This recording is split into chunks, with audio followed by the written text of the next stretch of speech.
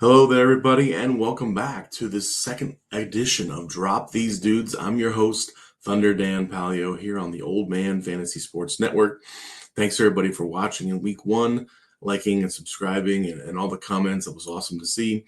We're going to be right back in week two with some more players that you can drop and move on with your life. And I know it's only been a couple weeks, but we're starting to see pretty clearly that there's some players who just aren't going to cut it this year. Cut them, drop the dead weight, feel good about it, move on with your life, right? That's the whole idea here.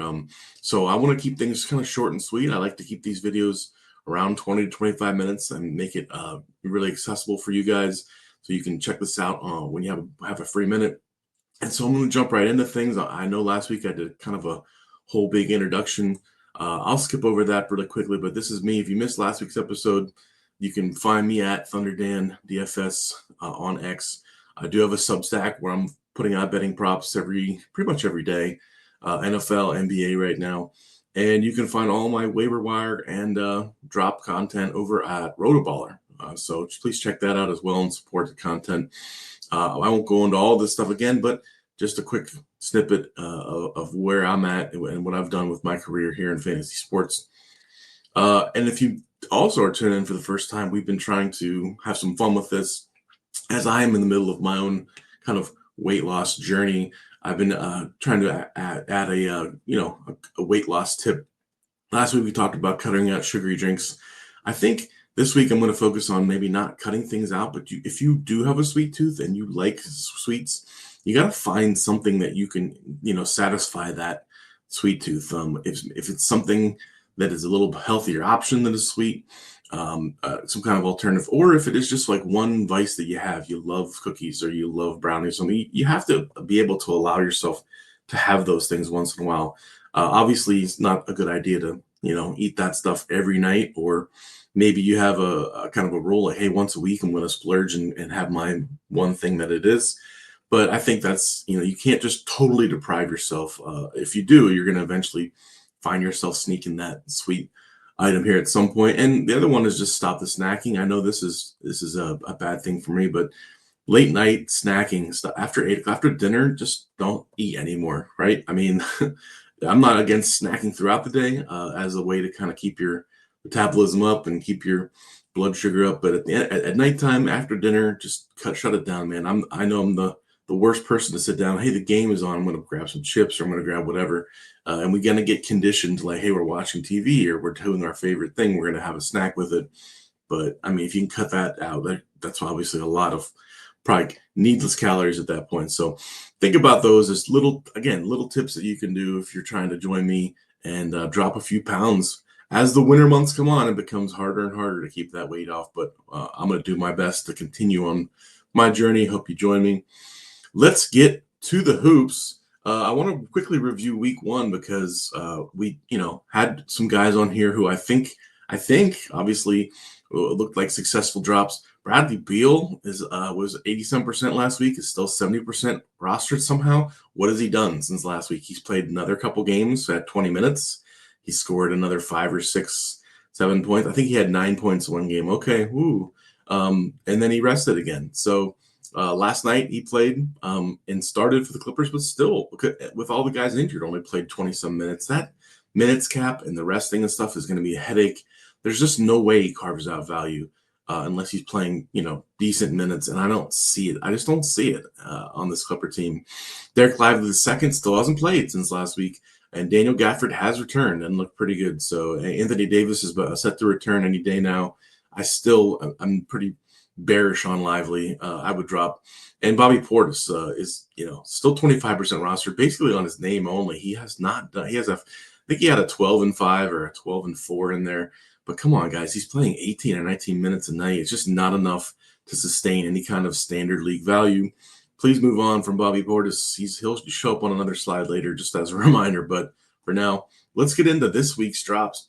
And man, I was excited about this one because, and I have to be meaner this week. I've been told I'm supposed to take on the villain role here, but cut Anfernee Simons. And why did you draft him in the first place? I'm not here to judge, but come on, guys. I try to tell everybody about this. This guy is one of the most hollow fantasy players out there.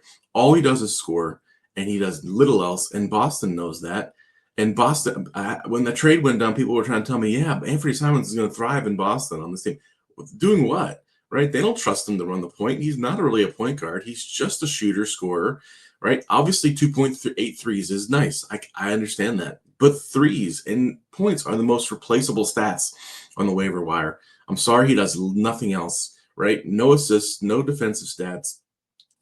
His volume, his free throw percentage is good, but he doesn't shoot enough volume of free throws to actually make a difference. So Anfernee Simons is hollow, is 86% rostered. And guys, he's, again, the expectation was that he would be doing more than this, but not for me. I pretty much saw him right around 15 points a game with nothing else, and that's what he's doing. So I feel kind of vindicated there. If you have Anfernee Simons, again, I'm not here to judge you, but cut him, man. I mean, this guy's just sitting there taking up a roster spot when you can get a player or two who's going to give you more diversity of stats, right? We're talking head-to-head. We're talking roto here. I'm not talking too much points leagues. If I get a lot of points leagues questions, I'm sorry, guys. I just don't play a lot of points leagues, and they're not my thing. And I understand they're a different ball of wax. But as far as 9-cat stuff, Anfernee Simons is not a good 9-cat player and probably never will be. So I'm sorry, but get rid of him, cut him, send him to the curb, get yourself a more productive player, or open up a spot to stream. All right, let's pour one out for our homie CJ McCollum. Man, it's been a great career. I think he had 20 points or more in like 10 straight seasons or something for a guy that played at Bucknell in college. Like, I just appreciate CJ and his career, but this is the end. All right, unless he gets traded to a contender or finds his way into a better situation somewhere. Obviously, it's bad right now. He's still starting. He's the nominal starter as well as Middleton when they're in the lineup, but they're playing like no minutes. They come out right away. They put the young guys in 25 or fewer minutes the last 4 straight games, and it's been ugly. When I first started putting this thing together, he was still up around 60%, but he's been in a free fall down to 53% rostered. Get out from under CJ. He's not a point guard, right? He is a scorer, and he's got to be out there. He's got to be getting up shots to score, and he's not even shooting well right now. I think 35% from the floor, 33%. Yikes, really bad. So get rid of McCollum if you still have McCollum or Middleton. These guys are not. Washington does not view them as part of their future. They're just soaking up those contracts. They're asking them to mentor the younger players. They should not be on our fantasy teams. They should not be even on your radar for fantasy hoops this season. All right. So again, CJ McCollum, great player, but his name is the only reason that's carrying this kind of rostership. Move on from CJ. Sorry, CJ. It's been a great career, but all good things must come to an end. Speaking of good things coming to an end, last week I advocated for holding on to Reed Sheppard a little longer, but things did not go well this week for Reed. In terms of his minutes, he's still only getting in fact, his minutes are dropping, and I think he's under 20 now. In 5 straight, around 17, 18 minutes a game. And even as much as I like Reed Sheppard as a player, and I think he's obviously a talented shooter, he's a pretty decent passer, even sneaky in steals. But 17, 18 minutes isn't going to do it. None of us really saw this coming with Houston in their rotation. We really saw them playing, maybe starting Reed Sheppard or playing him more, but they really want to play big. For some reason, they and it's obviously working. So who am I to judge? But they like playing big. They've even started Şengün at power forward multiple times, and with Adams at center, and they've played a lot of big guys. They like having that KD at the 3 and even at the 2 sometimes. And so Reed Sheppard is coming off the bench. If he has a cold shooting night and doesn't hit his threes, then he really struggles to do much of anything. Just keep an eye on him. I will say this: I would put him on your watch list, and I would wait. I think there is obviously a pathway for Reed Sheppard to be viable later in the season, either through injury or through just the Rockets shaking things up and moving him back into the rotation if he starts playing really well. Not into the rotation, but with more minutes. So keep an eye on Reed. But right now, you just no reason to have him. He's not cutting it. He's down to 26%, but still, there's a lot of you hanging on to him that really don't need to be. So I'm giving you permission. If you need someone to tell you, yes, you can cut Reed Sheppard, this is me officially saying yes. As much as I like Reed Sheppard, and he's a good young player, up and coming, we can move on in terms of redraft leagues and 9-cat leagues. All right, now I want to introduce kind of a new segment here because I get so many questions either on X or on Reddit about guys who I've kind of view as very on the margins, right? Who I would say they're on the hot seat, and this is week 2 for Cam Johnson on the hot seat. I'm well aware, and everyone wants to tell me how badly they're dropping Cam Johnson and they're moving on from him. I am giving Cam one more week. He plays tonight. I'm hoping that we see some glimpse of hope here. It's been pretty brutal.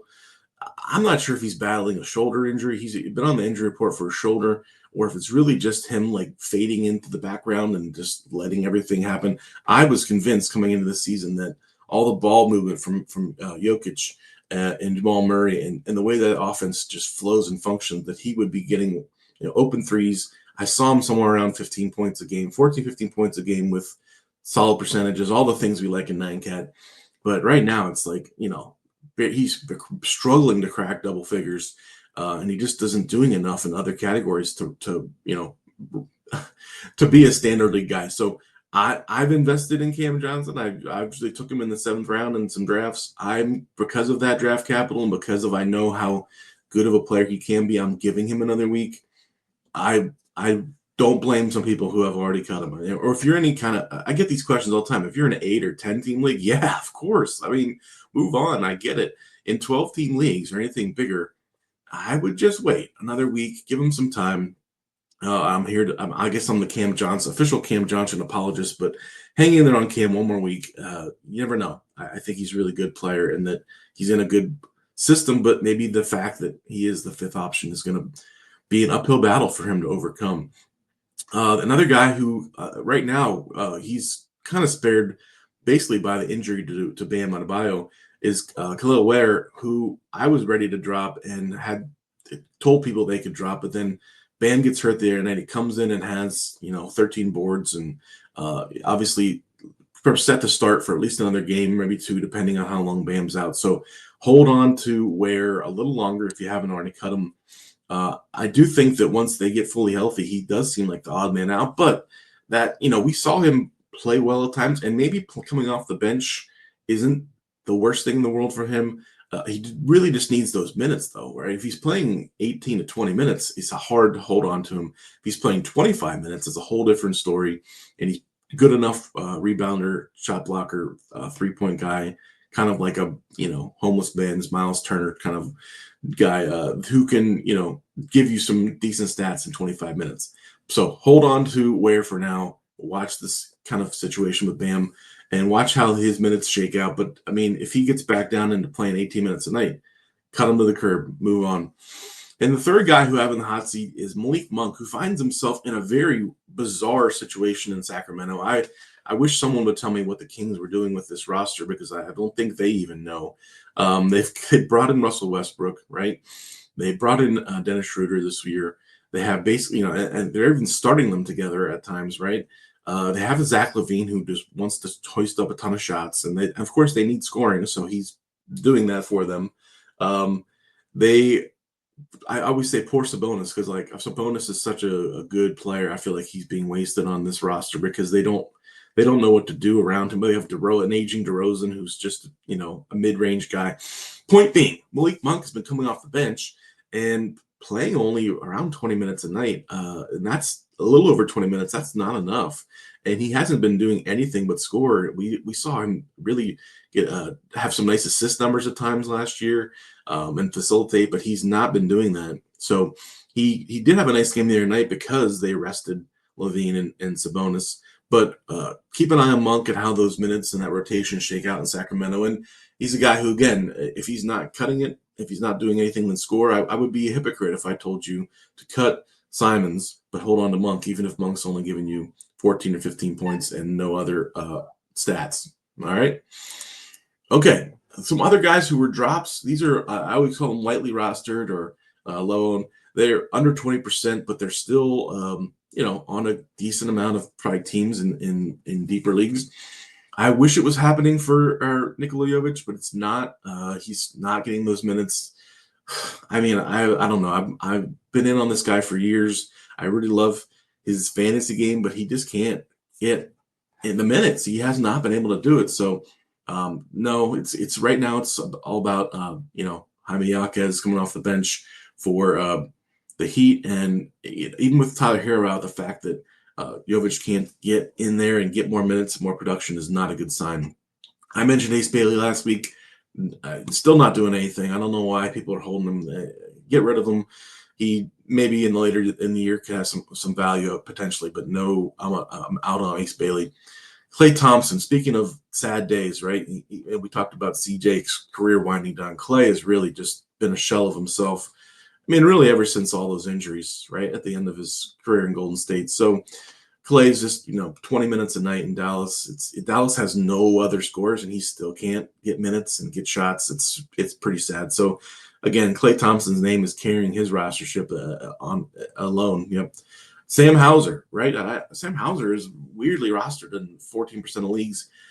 Guys, Boston has no idea what they want to do on their wings, and they're running a deep rotation. They like Minot at power forward. Sam Hauser is only a threes and boards guy anyway, and he just isn't playing enough minutes to justify. So cut Sam Hauser. Jalen Wells, I mentioned last week, had all this opportunity in Memphis. Still is doing very little to nothing.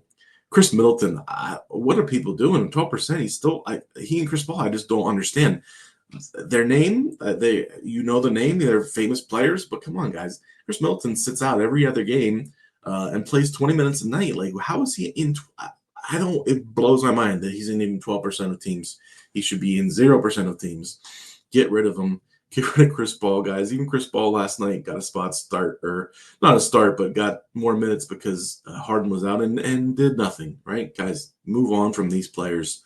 Get yourself usable players, guys who can actually contribute when they're out there on the court. And, I get emotionally connected to some players because you write them up or you tout them or you follow their careers and you watch them play and you really like them, but you have to make these decisions in fantasy basketball. Sometimes it's cold. Sometimes it's, hey, this guy, I like his game. I'm bullish on his upside, even like a Reed Sheppard, but he's not cutting it now. So I'm moving on, and I can't tell you enough, especially in head to head, how much focusing on winning every week is important. I know people love to stash players. They love to look at playoff schedules ahead of time. They love to, and I don't want to go off on a huge tangent here, but they love to, prep for the playoffs and the stretch run. But guys, you need to win to get there, right? You can't just sit there and take losses early in the season and worry about the later in the year. You need to stream players to try to win every week and get yourself there. I'm a firm believer in that with head to head. And you should be active on the waiver wire. Open up a spot to stream or two, right? So that you can be active on the wire and taking advantage of all these great nightly plays. With so many guys resting in the NBA on a regular basis, there's just streamers galore every night. So I feel like if you're not streaming a little bit, you're missing out on opportunities to take advantage of, a backup guy who goes off, who you can pick up, who's very predictable, right? Every time so-and-so rests, we know that this guy's his backup and he's in and he's a good double-double. Like, those guys are out there all the time. So anyways, there's my plug for streaming and for having some flexibility with your rosters. All right. I want to end here with guys who are, again, holds and be patient. I think it would be common sense with Desmond Bane, but you would not believe how many people want to cut Desmond Bane right now. I understand he's been bad, and I know I touted him, and I said coming into the season I liked him in Orlando. But guys, don't drop Desmond Bane. He's been rough. He got ejected the other night. First of all, if you drop him, I would be afraid that he would beat me up with those giant muscles, right? He's such a beast. No, all kidding aside, he is going to be just fine. Maybe he's not going to be the third rounder that I thought he should have been, but he's not a cut candidate, guys. Hang around there. They traded a whole bunch of assets for him. They're not benching him or anything like that. He's going to be fine. He's going to level off, even if it's only 16 points a night or something. He's going to give you points, threes, assists, good boards from his position. Just stay the course on Desmond Bane. Devin Vassell is interesting here. I think for right now, at least, you got to hold because of the injury to Dylan Harper and the fact that De'Aaron Fox is coming back, but going to be probably worked in slowly. Devin Vassell still got a pretty sizable role with the Spurs. He's probably going to slide over to small forward. And I know he doesn't get a ton of defensive stats, right? But he is a guy who is a good glue guy for them. They need scoring. He's healthy finally. He's a good fantasy player. So don't give up just yet on Devin Vassell. And then the last one would be John Collins. I know it's frustrating he's coming off the bench. Even last night with the Kawhi Leonard and James Harden out of the lineup, he came off the bench and he only had maybe 13 points and 6 rebounds or something. But guys, John Collins' game is built for a 9-cat. Even if he's only playing 25 minutes a night, he should be on standard league rosters.